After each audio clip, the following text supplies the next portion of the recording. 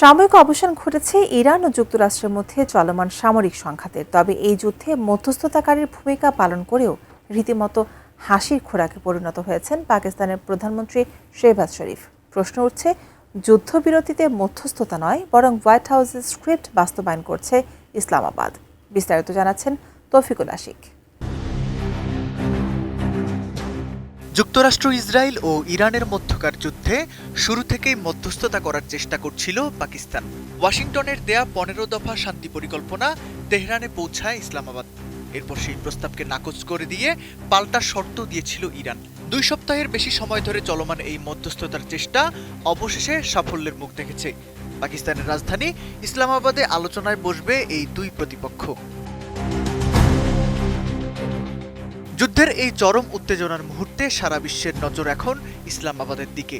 এরই মাঝে একটি অনাকাঙ্ক্ষিত শব্দ আর মাত্র ১ মিনিটের একটি ভুল সামাজিক যোগাযোগ মাধ্যমে হাসির খোরাকে পরিণত হয়েছে। কিন্তু এই ভুলের আড়ালে বড় কোনো সত্য লুকিয়ে আছে কিনা তা নিয়ে চলছে জোর আলোচনা সমালোচনা। ঘটনাটি ঘটে শাহবাজ শরীফের এক্স হ্যান্ডেলে করা একটি পোস্টকে কেন্দ্র করে। সেখানে তিনি মধ্যপ্রাচ্যের যুদ্ধের শান্তিপূর্ণ সমাধানের জন্য জোরালো কূটনৈতিক প্রচেষ্টার কথা বলেছিলেন। প্রেসিডেন্ট ট্রাম্পকে ২ সপ্তাহের সময়সীমা বাড়ানোর অনুরোধ এবং ইরানকে হরমুজ প্রণালী খুলে দেওয়ার আহ্বানও ছিল সেই পোস্টে। কিন্তু বিপত্তি বাধে পোস্টের এডিট হিস্ট্রি নিয়ে। পোস্টের আগের একটি সংস্করণে ভুলবশত লেখা ছিল draft Pakistan's PM message on x. নতুন বাংলাদেশ গড়তে এলো জুলফিকার স্টিল। জুলফিকার স্টিল। মাত্র ১ মিনিটের মাথায় শাহবাজ শরীফ সেই ভুল সংশোধন করে নিলেও এক্সের এডিট ফিচারের কারণে তা সাধারণ ব্যবহারকারীদের চোখে ধরা পড়ে যায়। মুহূর্তেই সেই স্ক্রিনশট ছড়িয়ে পড়ে ইন্টারনেটে।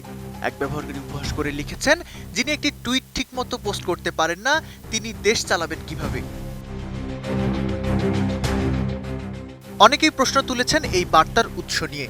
সাধারণত প্রধানমন্ত্রীর কার্যালয়ের কেউ ড্রাফট করলে লিখতেন মাননীয় প্রধানমন্ত্রীর বার্তা, কিন্তু সেখানে পাকিস্তানের প্রধানমন্ত্রীর বার্তা লেখায় ধারণা করা হচ্ছে এটি পাকিস্তানের বাইরের কারো লেখা ড্রাফট ছিল।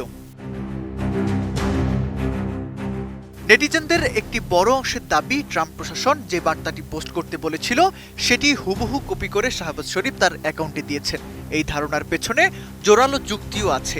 শাহবাজ শরীফের এই পোস্টের ঠিক পরেই ডোনাল্ড ট্রাম্প ইরানের সঙ্গে ২ সপ্তাহের যুদ্ধবিরতির ঘোষণা দেন এবং শরীফের পোস্টে ঠিক এই ২ সপ্তাহ সময়সীমার কথাই উল্লেখ করা হয়েছিল।